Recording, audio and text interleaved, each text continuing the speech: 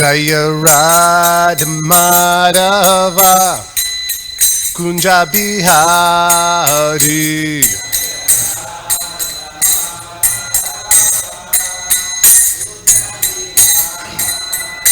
Jaya Radha Madhava Kunja Bihari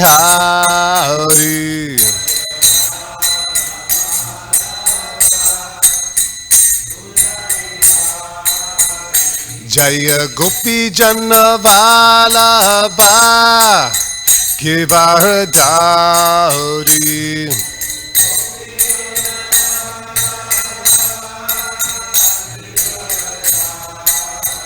Jaya Gopi Jana Vallabha Girdhari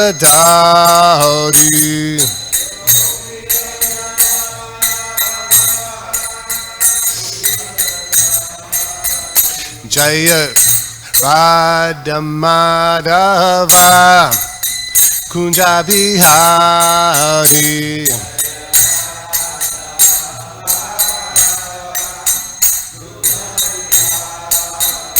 Jaya Gopi Jana Vallabha Girdhari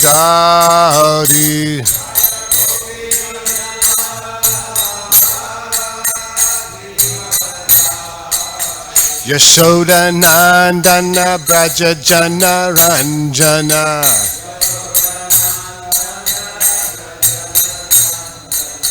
Jamuna Tira Vanachari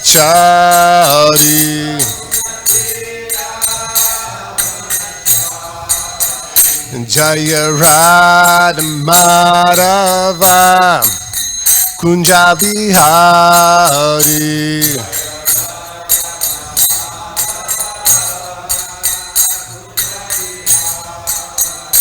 Hare Krishna, Krishna Krishna, Hare Hare, Hare Rama, Rama Rama, Hare Hare.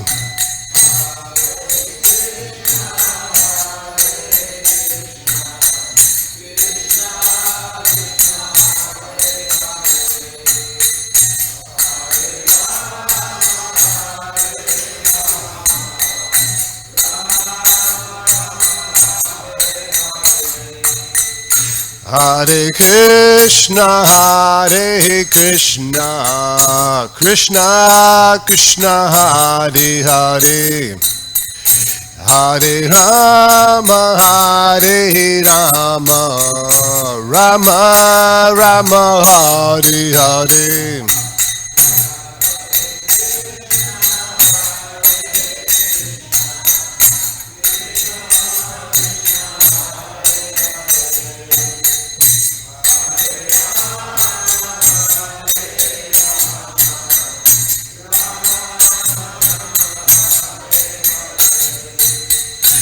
Hare Krishna,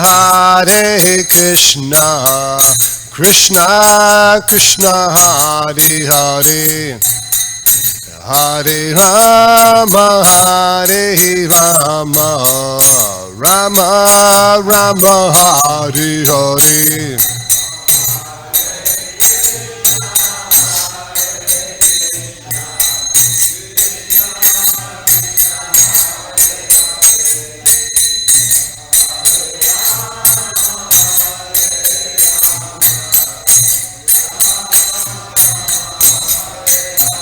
Hare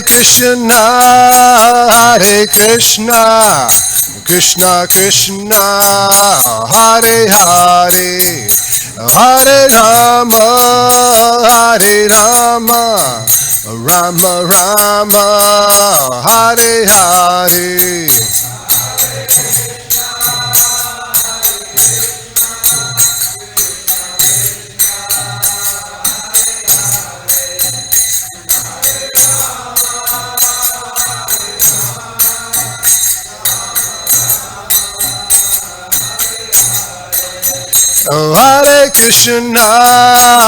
Hare Krishna, Krishna Krishna Hare Hare Hare Rama Hare Rama Rama Rama Hare Hare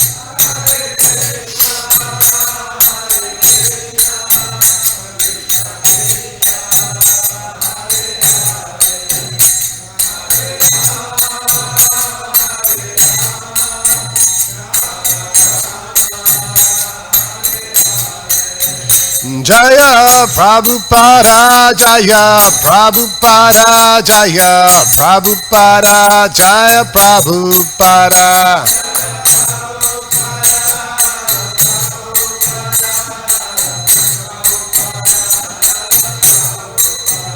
Prabhupada Prabhupada Prabhupada Jaya Jaya Prabhupada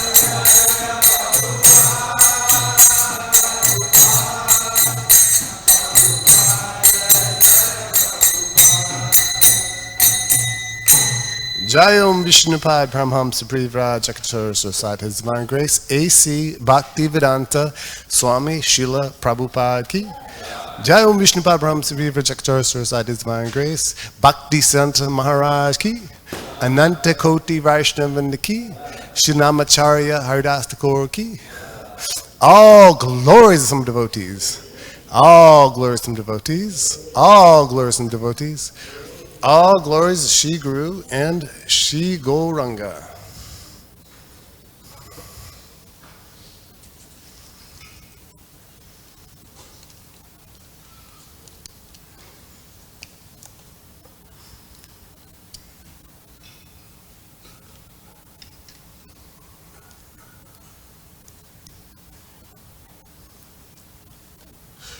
Om Namo Bhagavate Vasudevaya.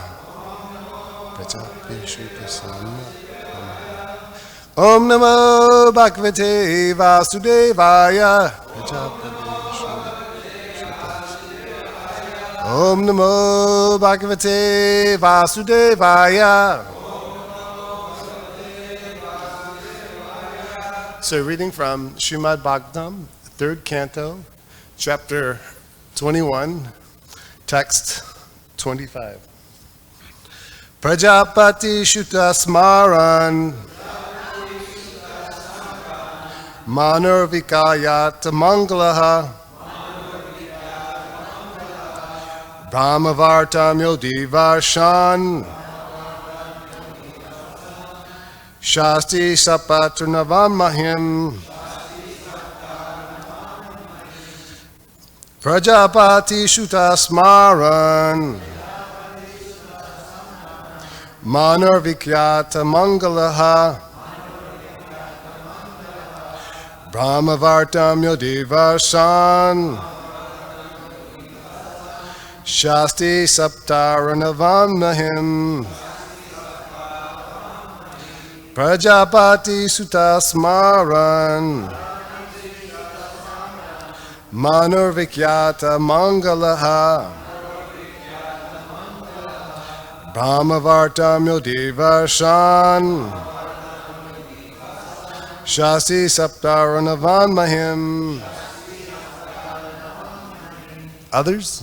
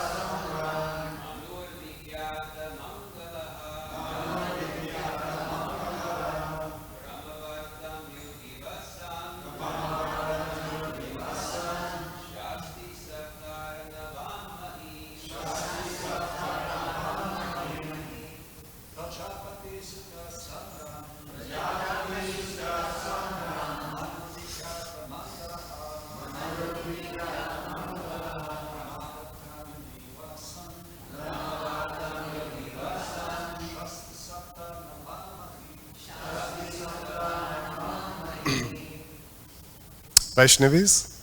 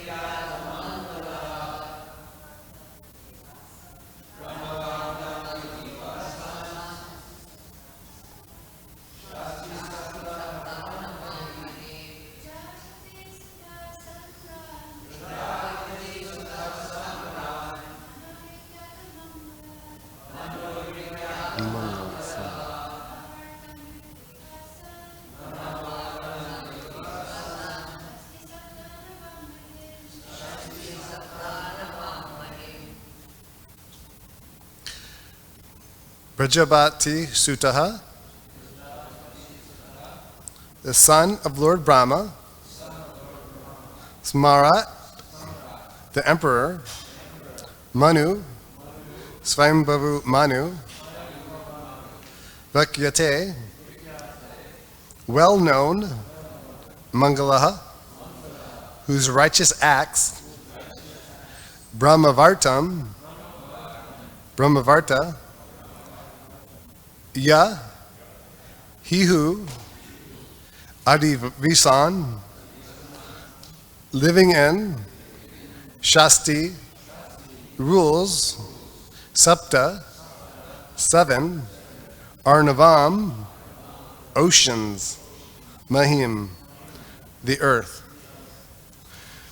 The emperor, Swayambhavu Manu, the son of Lord Brahma, who is well known for his righteous acts, has a seat in Brahmavarta and rules over the earth with its 7 oceans. Please repeat. The emperor Swayambhavu Manu, the son of Lord Brahma, who's well known for his righteous acts, has a seat in Brahmavarta and rules over the earth with its 7 oceans. Purport by His Divine Grace, A.C. Bhaktivedanta Swami Srila Prabhupada. Sometimes it is stated that Brahmavarta is a part of Kurukshetra, or that Kurukshetra itself is situated in Brahmavarta, because the demigods are recommended to perform spiritual, ritualistic performances in Kurukshetra. But in others' opinion, Brahmavarta is a place in Brahmaloka where Swayambhavu Manu ruled. There are many places on the surface of this earth which are also known in the higher planetary systems. We have places on the planet like Vrindavan, Dwarka, and Mathura. But they are also eternally situated in Krishna Loka. There are many similar names on the surface of the earth, and it may be that in the Boer age, Swayambhavu Manu ruled this planet. As stated here, the word Mangala is significant. Mangala means one who's elevated in every respect in the opulences of religious performances, ruling power, cleanliness, and all other good qualities. Vyakta means celebrated. Swayambhavu Manu was celebrated for all good qualities and opulences. Om Gyan Timirandasya Gnanjana Shlakaya Chaksu Namilitam Nitasma Shigravedama Sri Chaitanya Mano Vistam Shapitam Mindibule Swayambhukara Mayam Dadanti Swapadantikam Vandeham Shri Guru Shuddhapadakamalam Shri Gurum Vaishnavam Cha Shri Rupam Sagajatam Saragnatam Vitam Tam Sajivam Savadvetam Savrutam Prijansitam Krishna Chaitanya Devam Shri Radha Krishna Paraha Sganalita Shri Vishakan Vitam Cha Hey Krishna Krishna Sindhu Dino Banoja Gopate, Gopisha Gopikanta Radha Kantanamate, Tapta Kanchana Gaurangi, Radhi Madhavaneshwari, Vrishabhana Sudhi Devi, Haripanami Haripre, Vancha Kalpa Chiyabhischa, Kripa Sindhu Bhivacha, Pita Nam Pavni Bo, Vaishnavo, Namo Namaha, Jai Shri Krishna Chaitanya Prabhu Nityananda Shri Advaita Gadadhar Sisadi Gaur Bhaktivinda. Hare Krishna Krishna Krishna Hare Hare, Hare Rama Rama Rama Hare Hare. The Emperor Swayambhava Manu, the son of Lord Brahma, who is well known for his righteous acts, has a seat in Brahmavarta and rules over the earth with its 7 oceans.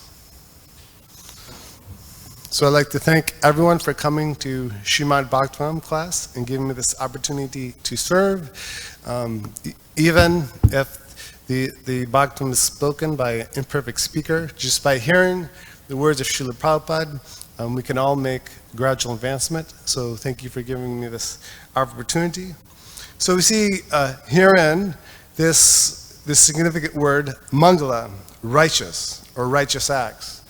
That when one engages in this righteous acts of engaging in this Krishna consciousness, one becomes elevated to a higher position. And as we can understand that when we engage in the sadhana bhakti process of hearing, chanting, remembering, chanting holy names, coming for Mangalarti, worshiping the deity, that we can come to this platform. That it's stated in the Nectar Devotion that the Mangal Artik, or the deity worship we practice, the sadhana bhakti, which means to offer Mangal Artik, which means to offer Mangal Artik in the morning. It refers to certain activities, offer obeisances to the spiritual master. And as it's described as a man's mental disease is cured by the direction of a psychiatrist, so the sadhana bhakti cures the conditioned soul of his madness under the spell of Maya, nectar devotion. So we can understand that this whole world is under the spell of material fever, that everyone's under this disease of conditioned consciousness, of thinking that I am this body, that everything in relation to my body should be mine. So everyone's striving with this so-called happiness in the material world. If I have this certain amount of bank balance, if I have this particular car, if I have this certain particular spouse or mate, in this particular sense, that I'll be happy and satisfied. But as we know, that no one can be happy through material means. That the only real means is understanding what our relation to God is. That we are part and parcels of God, and that when we reconnect with God, we find real happiness. And within this, we understand that in the Bhagavatam here, it gives us a recipe, or in the Nectar Devotion gives us this recipe, and that even if someone comes from a lowly position, and that he's induced with this fever of material conditioning, that one can engage in the qualities of goodness, right? As I talked about in my last class, we were talking about the modes of material energy, right? Of goodness, passion, and ignorance. And that when one associates with a particular mode of energy, he picks that up. That ultimately the living entity has free will in this material world, but once he misuses his free will, the material modes pretty much take over. Like last time I think I described that someone that may be taking drugs. He's making a particular choice to engage in taking that particular drug, but once he takes that drug, he becomes addicted to it. So similar in the same way that for the person that's engrossed in material nature, he engages, if he wants to come to a healthy condition and reduce that fever, as it's said here, then he engages in what's recommended in engaging in the mode of goodness. So it's described in the Bhagavad Gita, verse 1842, Samodamastapa socham kasantirajam evacha jnanam vijnanam astikam brahma karma svava bhava. Peacefulness, self-control, austerity, purity, tolerance, honesty, knowledge, wisdom, and religiousness, these are the natural qualities by which the Brahmanas work. So Prabhupada gave us this Bhagavad Gita to actually embody in our lives. It wasn't just a mere something to read that was a great academic achievement, but actually something to act in one's own life, to practice in one's own life. And even if we maybe come from the most abominable situation, we try to develop these qualities of self-control, peacefulness, austerity, control, then all perfection is there. That even if the beauty of Krishna consciousness is that even if we come from the most difficult, troubled, crazy background, that if we apply this Krishna consciousness to our lives, we can purify ourselves and make our lives perfect and go back to Godhead. That the only impediment in our Krishna consciousness is our mind, right? As is described in the Bhagavad Gita, that the mind can be one's best friend or worst enemy, right? And for the one that's self-controlled, that the mind can be one's best friend.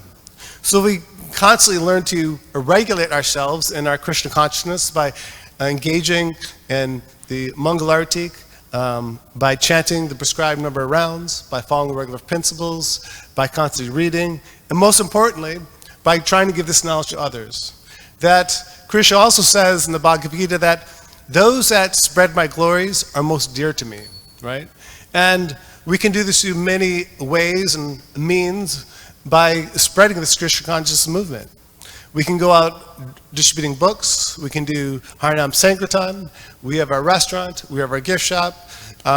There's unlimited possibilities of spreading this Krishna consciousness. That sometimes when we think of this word preaching, we just think about someone's directly talking to someone and trying to convert them in a particular way. But that's one way.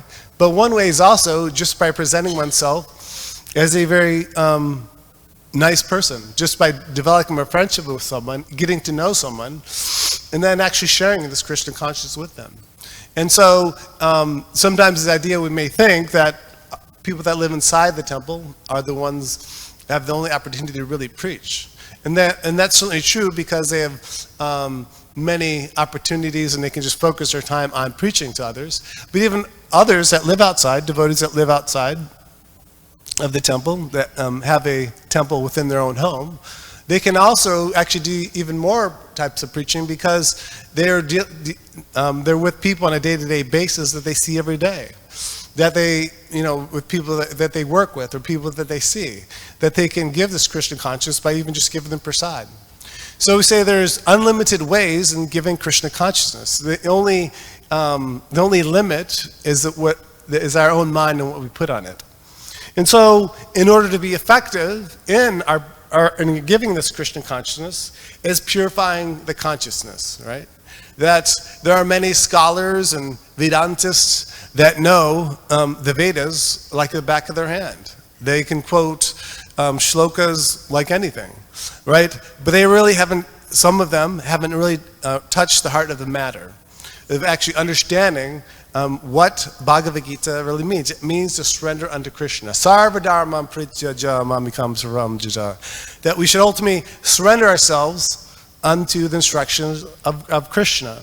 And what I think was a very unique thing for me is when I started reading Srila Prabhupada's books, I think before I started reading Srila Prabhupada's books, I had been reading a lot of kind of impersonalist type things of like Buddhism and other types of philosophies and things like that. And sometimes they'd have like these kind of riddles and rhymes and it sounded kind of like, as they use the term soothsayer, right? Soothsayer refers to something that sounds very mystical and really far out, but you don't really know what it means, right? Sometimes philosophers kind of engage in this, right? So, but what I really liked about reading Srila Prabhupada's books, what I noticed more than reading other types of Eastern types of philosophies, is Prabhupada was very straightforward. There's no second guessing. And sometimes it was like, even some of the things that Srila Prabhupada in my conditioned state would even shock me with the things that he would say. But I clearly understood everything he said. And so, similarly, if we just take, this actually process is a very simple process, that if we actually take this process of Krishna consciousness into our own lives and just apply the instructions of the spiritual master, all the perfection is there. There's nothing that we have to second guess. All we have to do is follow and constantly engage in the process of the Mangala. We become auspicious by engaging in the practice of Krishna consciousness. In Bhagavad Gita it also says, Yoginam api sarvesha mad garantiradmana shradvan bhajate yomam same yukto tamo mataha. It says, and of all the yogis who abides in me with great faith and worships me in transcendental loving service is most intimately united with me in yoga and is the highest of all. So we can become very advanced in our Krishna consciousness, and we actually become a true yogi. Not just someone that performs, as we know in the modern day term of what some people may say outside of the Krishna conscious circles of yoga, is we all know about particular the Hatha Yoga system, right? Everyone thinks about yoga. When you say yoga, people think of the exercise. And they don't understand that yoga, it's one form of yoga, and there's many forms of yoga. But the most commonly known is the Hatha Yoga. And that and also it's interesting that Srila Prabhupada would often mention this in many of his purports, because I think even during his time here, when he was here in the late 60s and 70s, that the Hatha Yoga was starting to become popular. And he would often refer to that we don't just engage in these gymnastics, right? These gymnastic activities. Because people were thinking just by informing the exercise of itself was a spiritual thing. We don't necessarily say that it's necessarily bad. It can be good for health and things of that nature. But it doesn't necessarily give us a spiritual realization. And that we understand the real practice of yoga is the eternal practice, which is the bhakti yoga. Developing this love and devotion for God. That when I engage in a bhakti yoga process, all perfection is there. And that if I constantly I'm hearing, chanting, and remembering, then all perfection is there. And we can see here that Prabhupada is the greatest example of what we see here as Mangala, or righteous, right? Prabhupada engaged in so much righteousness, and that he actually sacrificed himself in so many ways. If we can think that, there may be some of us in this room that are getting older in our age, and we can definitely feel this in our bodies. And we can just imagine what it was like for Srila Prabhupada to go on the Jaladuta on a freighter ship, not a cruise ship, a freighter ship from India to America. I mean, even for today's standards, that would be, for a young person, right? Even somebody that's very young, that would be very austere and very difficult. But Srila Prabhupada he was one pointed, fixed with devotion, that nothing was going to stop him. And that he even took a steamship from India. I mean, I remember when I went to India on the plane, and I couldn't sleep on the plane. And it was like, I was so glad to get off the plane because it was like such an austerity. It was so difficult. And that was like a plane. Can you imagine a steamship? And so even from the steamship and coming to America and not, once he got off the steamship, not knowing where he's going to right or left, or staying at YMCAs. And I think one of the first persons that was kind of interested in Krishna consciousness was kind of crazy on acid and chased Prabhupada, and all these like difficulties. And Prabhupada's at a very advanced age of 70, and he's going through those austerities, and for that first year, he went through so much difficulty. One may question that, we all know for a fact that Srila Prabhupada is the pure devotee. He's the Paramahamsa. But even though he's the pure devotee, he went through all these difficulties just to spread Krishna consciousness. But nothing, what's interesting is that nothing came in a way. He was so determined that there was no room for even the slightest thought of failure, no matter what difficulty or austerity he went through. So I think for me, that gives me inspiration that any kind of trivial little difficulty I may be going through, right, that it's nothing compared to what Srila Prabhupada went through. And that at Prabhupada's advanced stage, he was able to, for that first year, he went through so much struggle and difficulty And even starting the Krishna consciousness movement, so many of his disciples were so young, and he had to train them practically in everything. And in many of us that come to Krishna consciousness, even as in many of us when we first start Krishna consciousness, we don't know anything, right? We have no idea just about culture in general. And Prabhupada gives us this understanding just to learn how to be kind of a decent, human being, how to actually be a cultural person, how to be free from the modes of material energy. And so, if we continue in this process of Krishna consciousness, all perfection is there. That it's also stated in the Bhagavad Gita, Manmana bhava bhakto madhiri namaskuru mame vishasi satyam te prajini prayosi me. That always think of me, become my devotee, worship me, and offer your homage unto me. Thus you will come to me without fail, I promise you this, because you are my very dear friend. So Krishna is describing here that if all one has to do is think of Krishna all the time, and that we worship him with all our hearts and devotion, and that really this is what Krishna is looking for. That, there's the idea, right, on Father's Day, right? Like, what do you get for the man that has everything, right? Right? Well, similarly, Krishna has everything. He doesn't need anything from us. But he's looking for that mutual exchange of love and devotion. He's looking for that he wants that relationship from the living entity. And that all we have to do in the simple process is acknowledge Krishna and think of him all the time. And that what that means in a practical sense is not that we just kind of navel gaze and just kind of sit around and idly do nothing. It means that whatever activities we're doing, whether we have a family, whether we're distributing books, whatever it may be, whatever you want to think of, that we just put Krishna in the center. It's described, right, that zeros have no value until you put that number in front of the zeros. So at the same time, we can understand that this human form of life really has no value until we put Krishna into center. And we can try to find, everyone's trying to find, in one sense, value in what they do, right? They're trying to find some significance, right, in what they do, but they're just going the wrong direction, right? They're trying to find it through, whether it be sex life, whether it be through money, whether it be through food, or trying to enjoy in unlimited ways. The living entity is very particularly fine in America.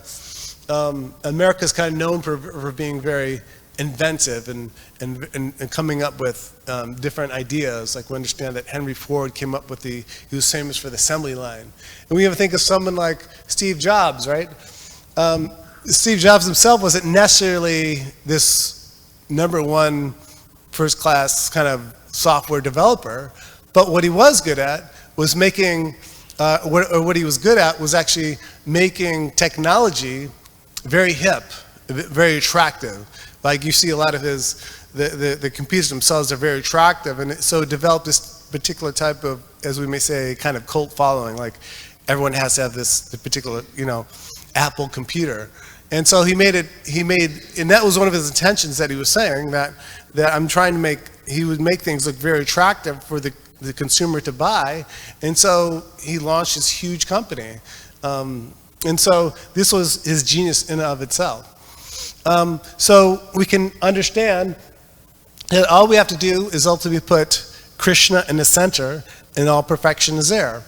And that when we engage in this hearing process, this chanting process, and we sincerely offer our hearts to Krishna, then all perfection is there. And it's not very difficult to do this. It's just a matter of getting out of our particular modes of energy and engaging in the practice. That, as I was saying with the modes of energy, is that we may be, from day to day, we may be in a particular mode, but if we're engaged particularly in this process of coming to Mangalarti, of chanting our rounds, of constantly reading and giving this knowledge to others, then Krishna takes charge. He actually uses us. So really all we have to do is become a good instrument for Krishna to use. It's very interesting. There's a devotee named, his name, a lot of Sankirtan devotees know who this is. This is Harinamananda. He's from Switzerland. And he was just like this fantastic book distributor in the 80s and 90s. And he would literally,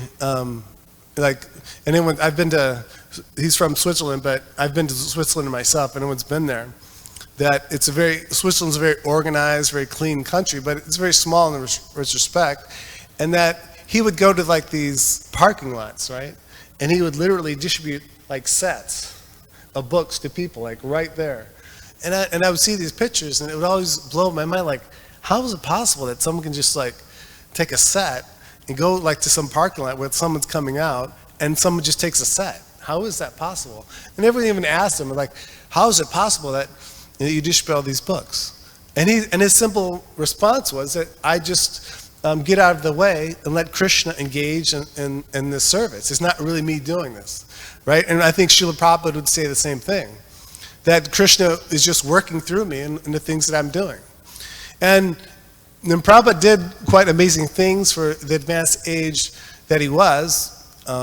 And even say comparatively to many of his god brothers and the Gaudiya Math, in many respects, there had been people before that had come to Europe and to try to spread Krishna consciousness, but no one had quite done what Srila Prabhupada had done as far as spreading Krishna consciousness worldwide. But even though Prabhupada did so many amazing things and establishing so many farm communities, prasadam distribution, restaurants, temples, the holy name, so many disciples, translation and of so many of the Vedic literatures, is that Prabhupada said himself is that he encouraged others that this is possible for others to do as well. That we can all spread this Krishna consciousness movement, and it's just a matter of that desire to do so and to follow the process of the previous acharyas. This, in one sense, Krishna consciousness is a very sophisticated and wonderful philosophy, but in another sense, it's not rocket science in the sense of application to the process of it. That we can also do wonderful things because Srila Prabhupada has given us so much. And if we just apply and follow Srila Prabhupada's example, we can also press on this Krishna consciousness. We can also achieve wonderful, great things. And we shouldn't just, even though we understand that Srila Prabhupada is the Paramhamsa, the pure devotee, that there's no one like Srila Prabhupada, no one can ever even try to be like Prabhupada, but he still gave the examples that all of us in our own unique way can spread this Krishna consciousness movement. We can push on this Krishna consciousness movement. And that we understand also in Krishna consciousness that there are particular leaders and there's followers, and there's nothing wrong with being a follower or a leader. Being a leader is a very heavy thing, and it's a really challenging thing. And if one's not ready for the obstacles and the difficulties that come with that, then one may not want to take that position. And that ultimately everyone in Krishna consciousness is a follower because we're following Srila Prabhupada's instructions. Right? And so that's the main thing. So in order for anybody to be a good leader, he must be a good follower. Right? So even if we're just good followers in the practice of what Srila Prabhupada has given us in this Krishna consciousness movement, we can spread this Krishna consciousness far and wide.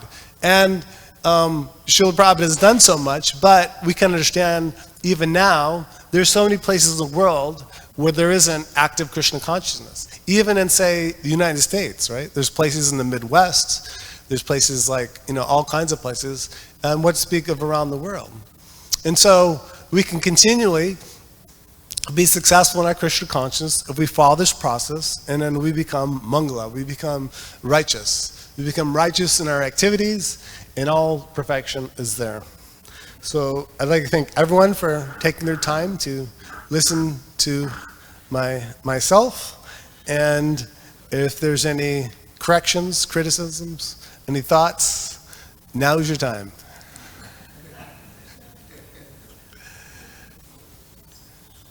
Okay? Srila Prabhupada ki jai. Gaur Premanande.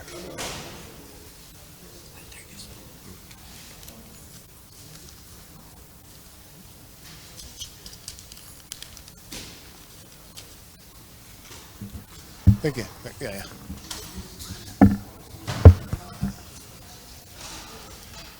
Thank you. Yeah.